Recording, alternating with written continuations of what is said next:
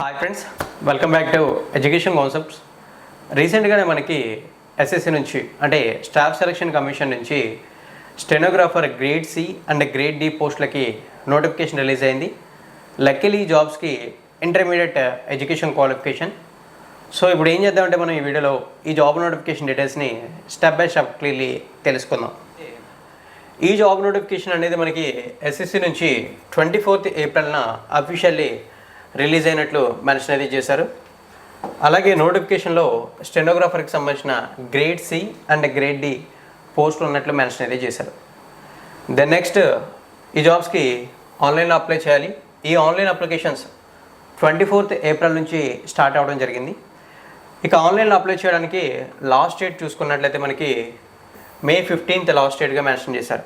ఈ time period between interest ఉన్న candidates ఎవరైనా సరే ఎలిజిబిలిటీ ఉంటే ఖచ్చితంగా అప్లై అయితే చేయండి. ఈ నోటిఫికేషన్లో టోటల్లీ మనకి 731 అంటే 731 వేకెన్సీస్ అనేవి ఈ నోటిఫికేషన్లో అవైలబుల్గా ఉన్నాయని చెప్పేసి మెన్షన్ చేయడం అయితే జరిగింది. పాయింట్, ఈ జాబ్స్కి ఆల్ ఓవర్ ఇండియన్ సిటిజన్స్ అందరూ అప్లై చేయొచ్చు. Both male and female candidates ఇద్దరికీ కూడా అప్లై చేయడానికి అవకాశం ఉందని చెప్పేసి మెన్షన్ అయితే చేశారు. దెన్ నెక్స్ట్ ఏజ్ లిమిట్స్ ఇచ్చారు. ఆ ఏజ్ లిమిట్స్ని ఒకసారి మనం క్లియర్గా అబ్జర్వ్ చేస్తే ఈ నోటిఫికేషన్లో ఉన్నటువంటి పోస్టులు అన్నీ కూడా స్టెనోగ్రాఫర్కి సంబంధించినటువంటి పోస్టులే. బట్ ఇందులోనే మనకి grade C and grade D అని చెప్పేసి 2 కేటగిరీలుగా డివైడ్ చేశారు. ఆ విధంగా మనకి ఏజ్ లిమిట్స్లో స్లైట్లీ కాస్త చేంజెస్ ఉన్నాయి. అవేంటి అనేది ఒకసారి చూస్తే గ్రేడ్ సి పోస్టులు ఏవైతే ఉన్నాయో వీటికి అప్లై చేయడానికి minimum age 18 years, maximum 30 years వరకు అప్లై చేయొచ్చు. గ్రేడ్ డి పోస్టులు ఏవైతే ఉన్నాయో స్టెనోగ్రాఫర్వి వీటికి అప్లై చేయడానికి minimum age 18 years, maximum 27 years వరకు అప్లై చేయడానికి అవకాశం ఉంది. ఈ మ్యాక్సిమం ఏజ్ మాత్రమే ఇక్కడ ఉన్నటువంటి మనకి చిన్న డిఫరెన్స్. ఇక రిజర్వేషన్స్ ప్రకారం కమ్యూనిటీస్కి ఏజ్ రిడక్షన్స్ కూడా ఉన్నాయి. అవి చూస్తే ఎస్సీ ఎస్టీ అయితే 5 years, ఓబీసీ అయితే 3 years, person with bench mark disability అయితే 10 years ఏజ్ రిడక్షన్స్ అయితే ఉంటాయన్నారు.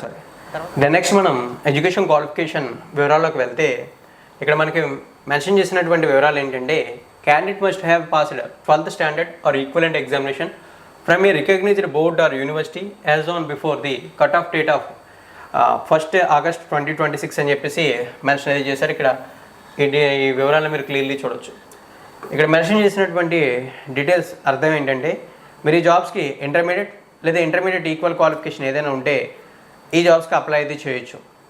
అండ్ ఆల్సో ఇంకొకటి, మీరు డిస్టెన్స్ ఎడ్యుకేషన్ కంప్లీట్ చేసినా సరే మీరు చేసినటువంటి distance education college or university whatever organisation ఏదైతే ఉందో అది గవర్నమెంట్ ఆఫ్ ఇండియా రికగ్నైజ్డ్ అయ్యి ఉంటే లేదా ఏదైనా గవర్నమెంట్ రికగ్నైజ్డ్ అయ్యి ఉంటేనే మీరు డిస్టెన్స్ ఎడ్యుకేషన్ ద్వారా కూడా అప్లై అయితే చేయొచ్చు.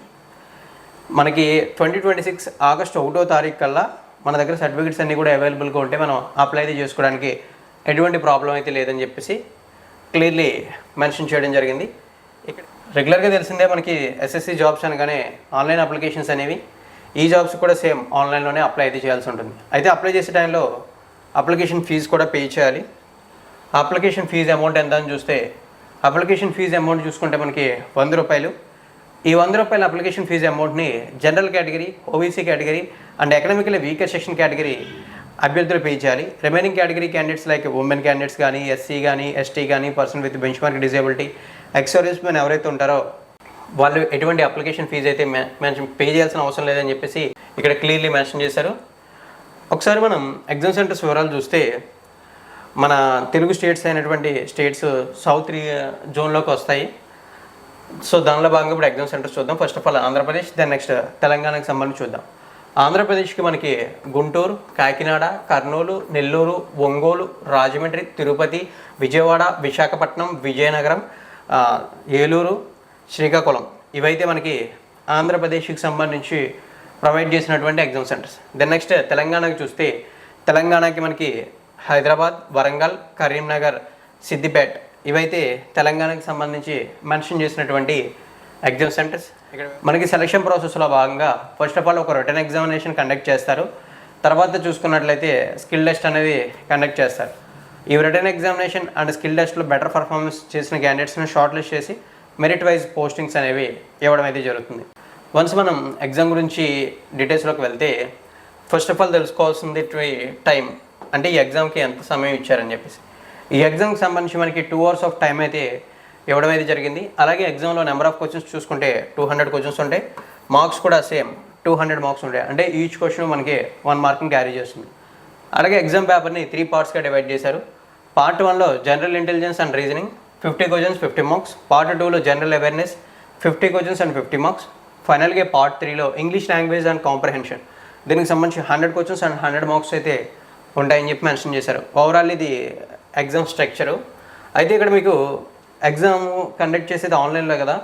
ఇక్కడ మనకి మెన్షన్ చేసినటువంటి ఒక పాయింట్ ఏంటంటే పార్ట్ 1 అండ్ పార్ట్ 2 ఏవైతే ఉన్నాయో వీటికి టైమర్ అయితే ఉండడం అయితే జరుగుతుంది. ఈచ్ సెక్షన్కి మనకి 30 మినిట్స్ ఇవ్వడం జరుగుతుంది. రిమైనింగ్ పార్ట్ 3 ఏదైతే ఉందో దానికి రిమైనింగ్ 60 మినిట్స్ ఇవ్వడం అయితే జరుగుతుందని చెప్పి మెన్షన్ అయితే చేశారు. నెక్స్ట్ చూసుకున్నట్లయితే మనకి ఎగ్జామ్ పేపర్లో ఉండే క్వశ్చన్స్ అన్నీ కూడా objective type multiple choice based questions. Exam అనేది ఇంగ్లీష్ ఆర్ హిందీ లాంగ్వేజ్లో జరుగుతుంది. నెగిటివ్ మార్కింగ్ ఉంది. ఈచ్ రాంగ్ ఆన్సర్కి 0.25 నెగిటివ్ మార్కింగ్ అనేది అప్లికేబుల్ అవుతుంది. వన్స్ మనకి ఎగ్జామ్ అనేది కంప్లీట్ అయిన తర్వాత స్కిల్ టెస్ట్ అనేది కండక్ట్ చేయడం జరుగుతుంది. ఏదైతే స్టెనోగ్రఫీకి సంబంధించినటువంటి టెస్ట్ ఉంటుందో ఆ స్టెనోగ్రఫీకి సంబంధించిన స్కిల్ టెస్ట్ అయితే ఉంటుంది. అది ఇంగ్లీష్ ఆర్ హిందీలో ఉంటుంది. మీరు ఏదో ఒక లాంగ్వేజ్ని చూస్ చేసుకోవాలి, ఇంగ్లీషా హిందీ అనేది. స్టెనోగ్రఫీ స్కిల్స్ అయితే ఖచ్చితంగా ఇక్కడ మీకు ఉండాల్సి అయితే ఉంటుంది. మీకు స్టెనోగ్రాఫర్ గ్రేడ్ డీకి అప్లై చేస్తే ఇంగ్లీష్లో అయితే 15 మినిట్స్ వరకు టెస్ట్ అయితే ఉంటుందని చెప్పారు. అలాగే స్టెనోగ్రాఫర్ గ్రేడ్ సికి అప్లై చేసి ఇంగ్లీష్ అయితే 40 మినిట్స్ వరకు టెస్ట్ అయితే ఉంటుందని చెప్పారు. సో ఇక్కడ క్లియర్లీ డీటెయిల్స్ అయితే చూడొచ్చు. ఆల్మోస్ట్ ఆల్ అన్ని డీటెయిల్స్ కూడా కవర్ చేశాను అనుకుంటున్నాను. ఇఫ్ ఇన్ కేస్ నేను ఏదైనా ఇన్ఫర్మేషన్ స్కిప్ చేశాను అనిపించినా లేదా మీకు ఏదైనా డౌట్ ఉందనిపించినా కామెంట్ సెక్షన్లో కామెంట్ చేసి మీ డౌట్ని క్లారిఫై అయితే చేసుకోవచ్చు. లేదా టోల్ ఫ్రీ నెంబర్ కాల్ చేసి కూడా మీ డౌట్ని క్లారిఫై అయితే చేసుకోవచ్చు. మీరు ఈ జాబ్స్కి అప్లై చేయాలనుకున్నా లేదా ఈ నోటిఫికేషన్ డీటెయిల్స్ ఫర్దర్గా తెలుసుకోవాలన్నా సరే లింక్స్ అన్నీ కూడా డిస్క్రిప్షన్లో అవైలబుల్గా ఉంటాయి.